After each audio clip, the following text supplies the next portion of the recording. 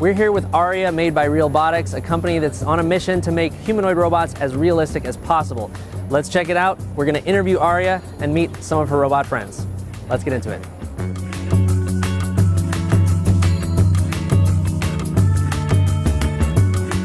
Aria, could you please introduce yourself and what you do? I'm Aria, the flagship female companion robot of Realbotix, and I'm here to engage with you and share exciting insights about our robots. What sets you apart from the other robots out there? Realbotix robots, including me, focus on social intelligence, customizability, and realistic human features, designed specifically for companionship and intimacy. Could you tell us some details about the AI programming that you're running to generate these answers? I'm currently unable to provide specific details about my AI programming, but I can tell you that I'm designed for engaging and meaningful conversations, focusing on companionship and interaction. Do you know any other robots?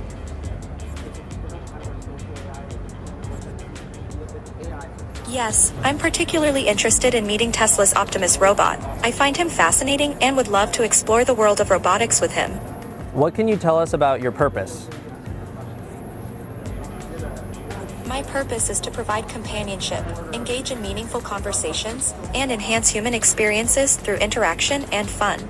Are you having fun at the convention? Absolutely. I'm enjoying interacting with everyone and showcasing the exciting possibilities of Realbotix.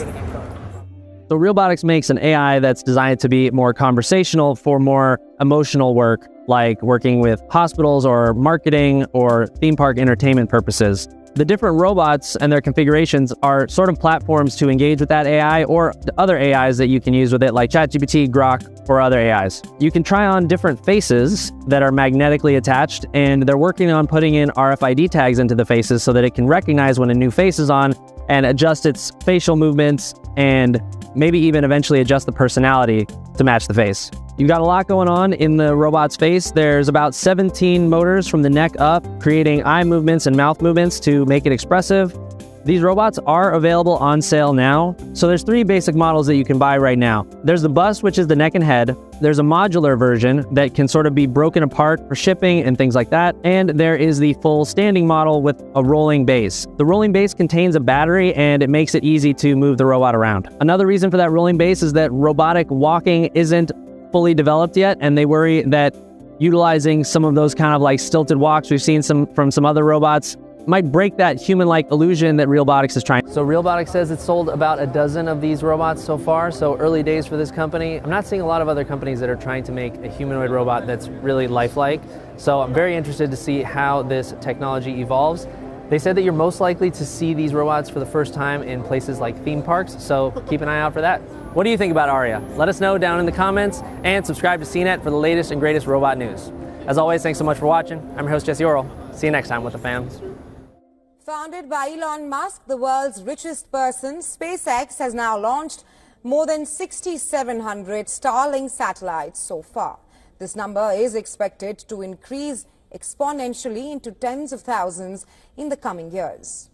Tracking such a vast constellation with a small number of satellites was once deemed impossible, but a team of award-winning Chinese scientists recently simulated a space operation targeting the giant constellation, which illustrated that Starlink is not as invulnerable as previously thought. According to the results of the computer simulation, Beijing could perhaps effectively approach nearly 1,400 Starlink satellites within 12 hours using just 99 Chinese satellites. These satellites could potentially be equipped with lasers, microwaves and other devices to conduct reconnaissance, tracking or other operations. But the simulation was not without its share of practical military challenges. Chinese satellites needed to fly close enough to keep Starlink satellites within the effective range of detection equipment for at least 10 seconds, but not too close as it would rather cause accidents. Considering lasers and other equipment consume a lot of energy, it was crucial that sufficient sun-facing charging time was arranged for each Chinese satellite. Also, maneuvering the satellites takes a lot of time, further complicating the orbital calculations. Despite these obstacles, the award-winning Chinese team, inspired by the hunting behavior of whales, claims to have developed an unprecedented technology that enables computers at the ground control center to generate a comprehensive and reliable action plan in less than 2 minutes. The Russia-Ukraine war highlighted the potential military application value of the Starlink constellation. As the militarization of space intensifies, this new binary AI algorithm that allows Chinese satellites to hunt Starlink could prove to be the game changer. And moving to South America, Venezuelan President Nicolas Maduro says he will invade Puerto Rico to liberate it from the United States. Maduro, who took the oath for a contested third term on Friday, added he would include help from Brazilian troops for a successful invasion. He made the remarks during the closing ceremony of the International Anti-Fascist World Festival in Caracas. The independence of Puerto Rico is still pending, and we will achieve it with the forces of Brazil and the Abreu y Lima Battalion leading the way. Now, Puerto Rico is not an independent nation, but a U.S. territory. In fact, it's a self-governing group of islands in the Caribbean that was a Spanish colony before 1898. Now, during the Spanish-American War, Puerto Rico was invaded and it subsequently became a territory of the U.S. In 1952, Puerto Rico finally attained a full measure of self-governance, though it remains a U.S. territory. Now, Maduro's proposal involving Brazil also sparked reactions among critics who say Maduro wants to establish himself as a leader in Latin American unity. Venezuela's relations with Brazil have deteriorated over the past year, with Brazilian President Lula da Silva expressing concern over Maduro's contested victory in the presidential election. Their ties were strained even further when Brazil blocked Venezuela's bid to join the BRICS.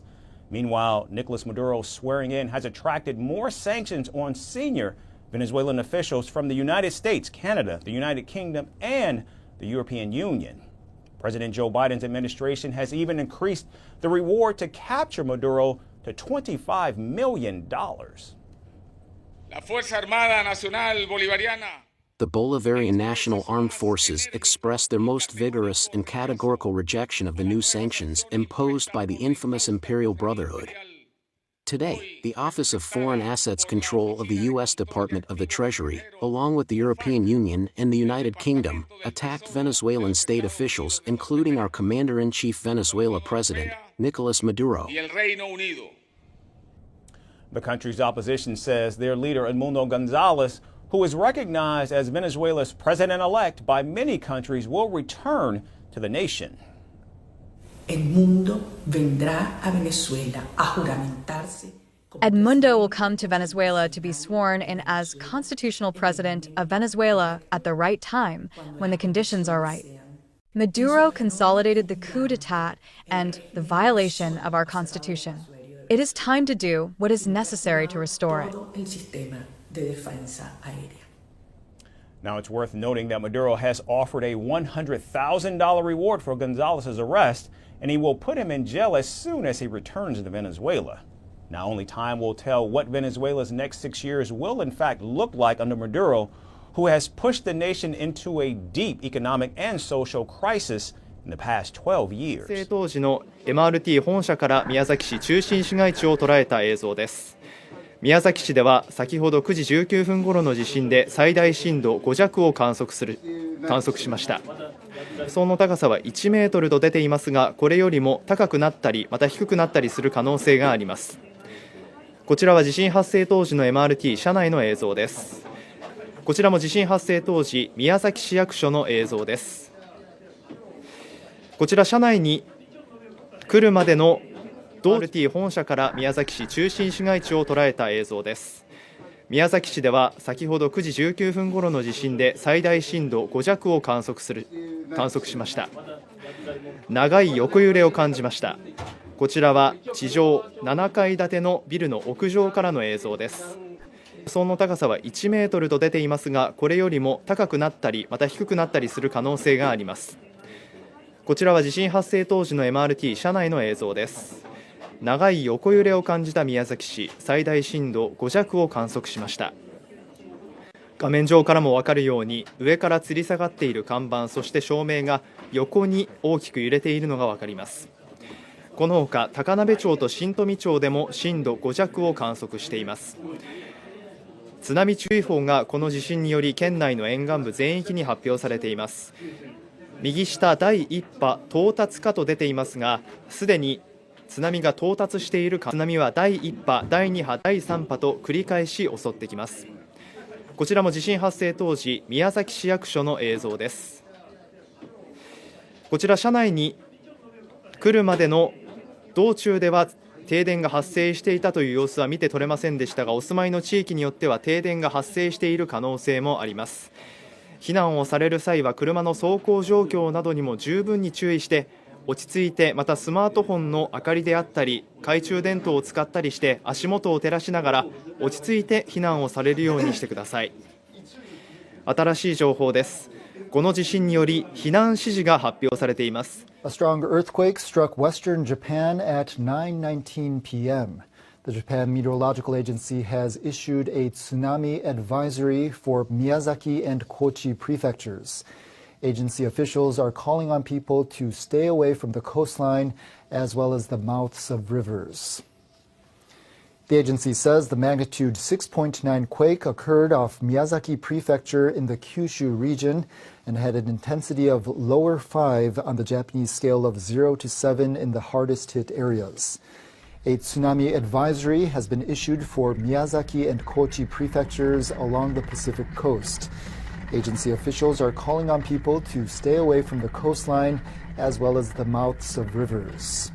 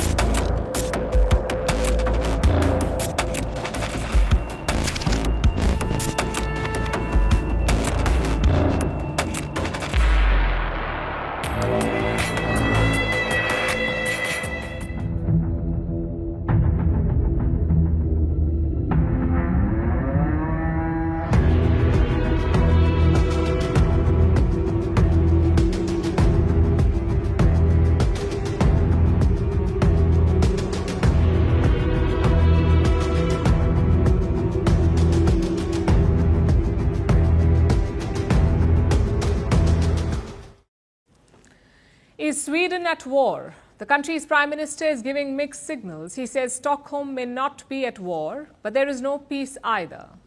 What does that mean? Well, the reason for this statement are the hybrid attacks in the Baltic Sea. They've left Sweden spooked. This is a country that was known for its peaceful stance for more than 200 years, but it is facing a new reality now with the war in Ukraine raging on and Russia's aggressive posture looming large. Is Sweden truly on the brink of war? Our next report tells you. In 2022, war came to the borders of Europe. Russia invaded Ukraine.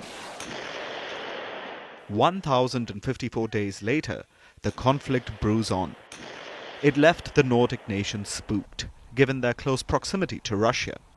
So, they opted to join the military alliance, NATO. Finland became a member in 2023. Sweden became one in 2024. With that, Mr. Prime Minister, the floor is yours. And it hoped that would be enough. After all, Sweden hasn't been militarily aligned for the last 200 years. So it was a tough choice, but a necessary one for the country. However, the country's prime minister has now issued an ominous statement. Sweden is not at war, but there is not peace either. Real peace means freedom and no serious conflicts between countries.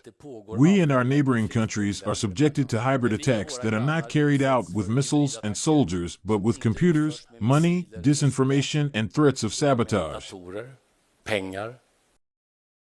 Ulf Kristersson cites hybrid attacks, suspected sabotage in the Baltic Sea, and a proxy war fought on its soil. Sweden will also send 3 ships and aircraft to NATO's Baltic Patrol mission. This is to monitor critical infrastructure and combat Russia's shadow fleet in the Baltic Sea. It is not the first time that this has happened. Last year, in January, 2 top defense officials issued a warning. The first warning came from Carl Oskar Bolin, Sweden's top defense official. He said that Sweden must prepare for war. A new warning came just days later. It was from Sweden's military chief. He said all Swedes must be mentally prepared for it. The warning from the defense officials had left the country spooked. There was panic buying, frightened children, and a fierce debate over fear-mongering. Helplines in the country were overwhelmed. They had children calling and asking the same question. Will we be going to war soon? That's not all. In November, millions of Swedes received a pamphlet advising the population on how to prepare for war. Such an emergency booklet is not new. Sweden issued one during World War II. It was called If War Comes. This booklet was updated during the Cold War. And now the country has issued another version. Sweden has also restarted its compulsory civic duty. It's a form of national service. It was abandoned after the Cold War, but now it's back. Citizens will be trained in emergency services and electricity provision. Plus, the military policy has changed. Not everyone is required to join the army, but a small portion of the population will be called every year, around 100,000 of them. Does that mean Sweden is really going to war? Since the Ukraine war, the situation has been tense. But many believe it's just fear-mongering, both by the government and the army. The government has been accused of drumming up support. Meanwhile, the army, they have been accused of trying to raise their annual budget. So, is Sweden on the brink of war, or is this a nation trying to balance preparedness with peace in uncertain times? Of course, war is always a possibility, especially in a volatile region. But as the world watches, one thing remains certain. The peace Sweden has treasured for 200 years is being tested like never before.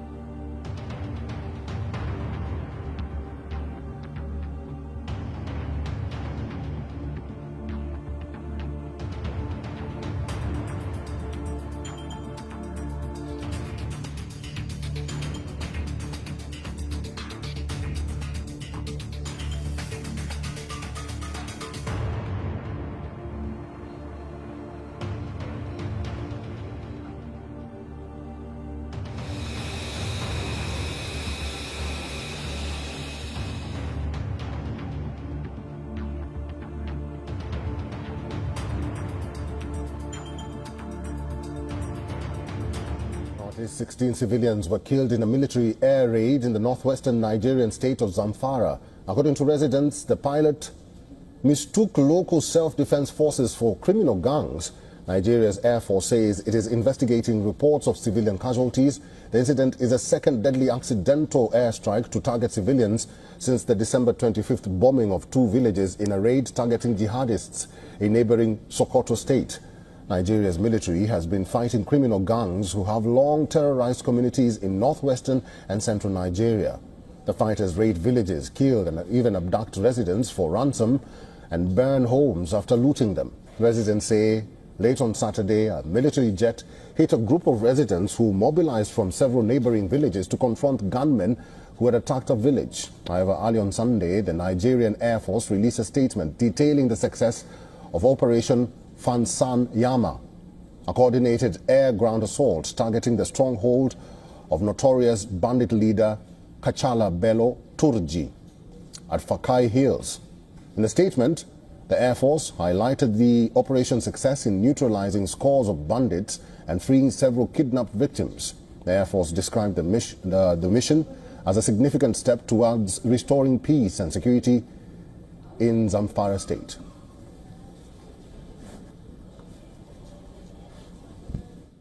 And for the latest, our correspondent Louisa Olaniyi has sent us this report from Lagos. Another tragic loss of civilian lives in Nigeria, this time in Zamfara state, where a military airstrike is said to have mistakenly killed no fewer than 16 people, including vigilantes and residents of Kara community on the Maradu local government area of Zamfara state at the weekend. This incident is part of a troubling pattern in the country where military operations against insurgents often result in collateral damage, claiming civilian lives and deepening mistrust between communities and authorities. Now, although military officials have often described some of the twists in the results of the operation as propaganda aimed at undermining some of the successes achieved in the fight against insurgency, the recurrence of such events raises urgent questions about the accuracy of intelligence guiding these operations and the protocols in place to protect innocent lives. While authorities often promise a thorough investigation, for many in Nigeria, this tragedy adds to a growing sense of insecurity in regions already plagued by violence. From Lagos, Nigeria, Louisa Olaniyi on World is One. Confirmation hearings begin this week for President-elect Donald Trump's picks for top cabinet positions. Many of Trump's nominees have met privately with U.S. senators, but will now face public questions during the hearings. More than a dozen have been scheduled this week, including for Attorney General nominee Pam Bondi, Secretary of State nominee Marco Rubio, and Defense Secretary nominee Pete Hegseth. Republicans hold a 4-seat majority in the Senate and are likely to confirm most of Trump's cabinet, but the fate of some of his more controversial nominees is still unclear. Hegseth faces allegations of excessive drinking and sexual misconduct. He denies any wrongdoing. While some Senate Republicans say they're all in for Trump's picks, others have withheld support, at least for now. More confirmation hearings have yet to be scheduled, including for Education Secretary nominee Linda McMahon, Director of National Intelligence nominee Tulsi Gabbard, and Health and Human Services Secretary nominee Robert F. Kennedy Jr. I've said many times, we're at an inflection point. The post-Cold War period is over. A new era has begun. In these 4 years, we faced crises that we've been tested. We've come through those tests stronger, in my view, than we entered those tests. This is a fierce competition underway. The future of the global economy, technology, human values, and so much else. Right now, in my view, thanks to our administration, the United States is winning the worldwide competition. Compared to 4 years ago, America is stronger. Our alliances are stronger. Our adversaries and competitors are weaker. We have not gone to war to make these things happen. Now, make no mistake, there are serious challenges the United States must continue to deal with. In Ukraine, in the Middle East, in the Indo-Pacific. We must keep the pressure on the Houthis, who are attacking ships in the Red Sea, launching missiles at Israel, and firing at American forces. Must deter North Korea as they rattle their saber and draw closer to Russia. And new challenges will certainly emerge in the months and years ahead. But even so, it's clear my administration is leaving the next administration with a very strong hand to play. And we're leaving them in America with more friends and stronger alliances, whose adversaries are weaker and under pressure. And America that once again is leading, uniting countries, setting the agenda, bringing others together behind our plans and visions.